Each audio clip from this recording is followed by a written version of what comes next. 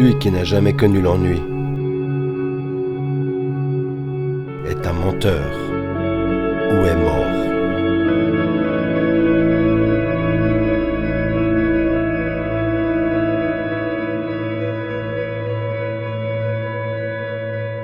Ce sentiment, proche de la lassitude, je le connais que trop bien.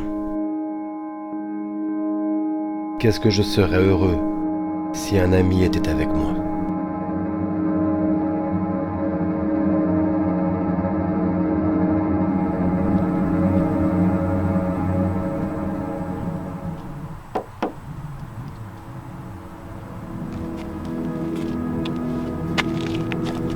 On va faire un tour. Bon, dis-moi, vu que tu sais pas quoi faire, tu veux pas montrer un peu les coins historiques de la région pendant qu'on y est? C'est faisable, ouais, à fond.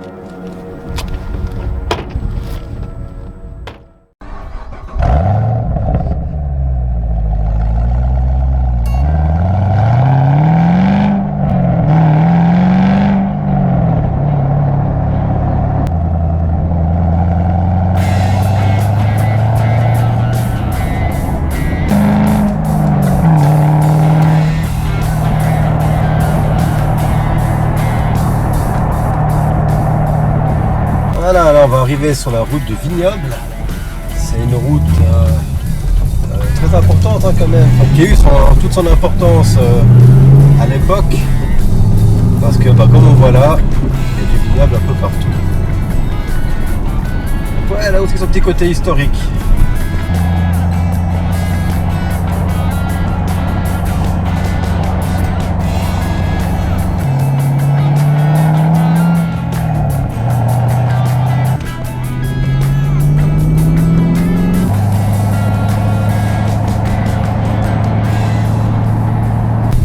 La ligne fortifiée des Toblerones, ça te dit quelque chose?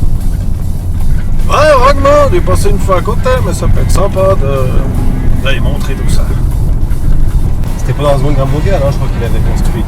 Ouais, pour empêcher l'éventuelle progression des chars ennemis. Ouais, ça faisait partie du plan, le Rébut national. Ça consistait en un plan pour laisser le temps à la population d'évacuer vers les montagnes, et puis que toutes les défenses se trouvent dans les montagnes.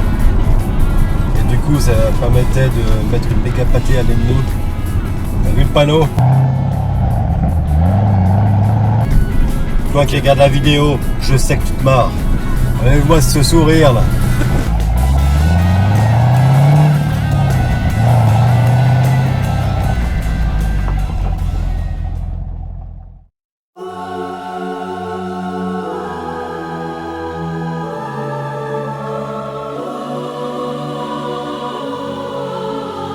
La ligne des Toblerones, c'en est une parmi tant d'autres. Celle-ci, elle commence environ 20 km en dessus, ouais, entre 15 et 20 km, dans un petit village qui s'appelle Bassin. Et ça descend jusqu'au bord du lac. Des blocs ont été détruits pour laisser passer des routes, mais beaucoup sont restés. Ça reste quand même un témoignage que la Suisse était à ça d'entrer dans la Seconde Guerre mondiale.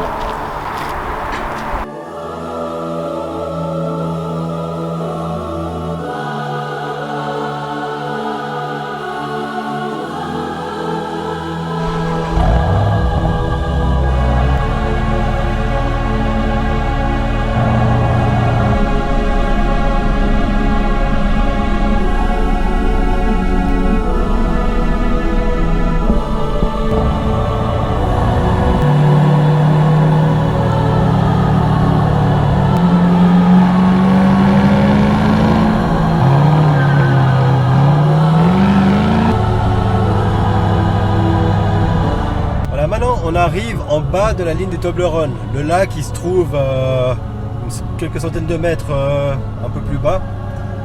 Et en fait là, sur notre droite, on va voir une maison rose qui en fait est un fort militaire. Les fenêtres que vous allez voir dessus ne sont pas des vraies fenêtres.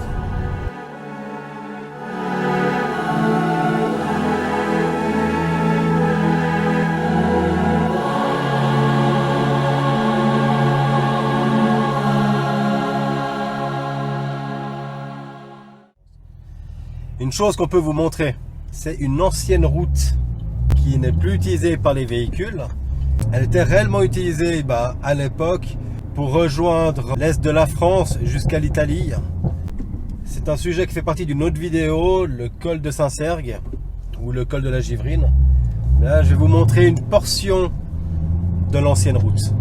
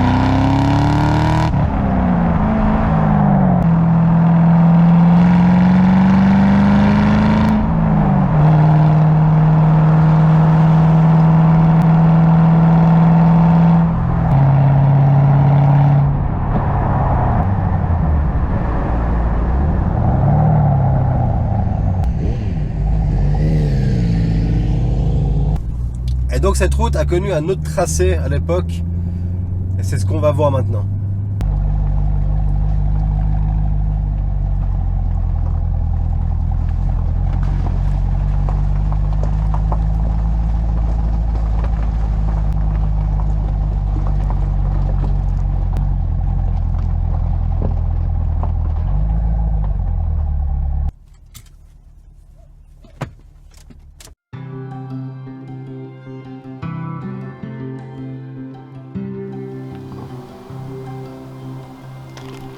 Une chose intéressante qu'on peut trouver ici et qui pourrait être la preuve que ici c'était un ancien axe important.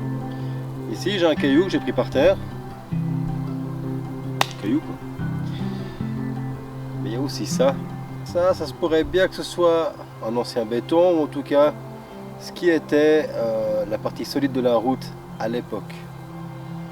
Donc on peut retrouver des choses. Finalement, on voit que dans nos régions, il y a tout le temps des choses à voir. Je ne dis pas que des événements qui ont changé le pays sont passés sur toutes les routes. Mais des fois, on ne sait pas. Sur cet axe qui reliait la France à l'Italie, qu'est-ce qui a bien pu se passer? Qu'est-ce qui a bien pu se jouer? Est-ce qu'il y a eu des pactes, des alliances qui sont passées par là, par messager, ou simplement juste des marchandises? On ne sait pas. Mais il y a quand même des témoignages de notre passé. Et ça, c'est dommage. Trop souvent, on l'oublie. Certainement plein d'histoires qui se sont passées par ici, et ceci est certainement gravé dans la pierre.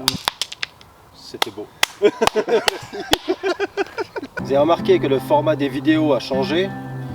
Il y a un peu plus de matériel utilisé. Il y a un peu plus de scénario aussi. Et plus de figurants aussi. Un peu plus de... Oui, c'est vrai. Et ça va continuer à évoluer. On passera sur d'autres cols, d'autres routes, d'autres projets sont en cours. Et viendront d'ici l'été prochain. Merci beaucoup d'avoir regardé cette vidéo. Abonnez-vous. Et ciao. Ciao.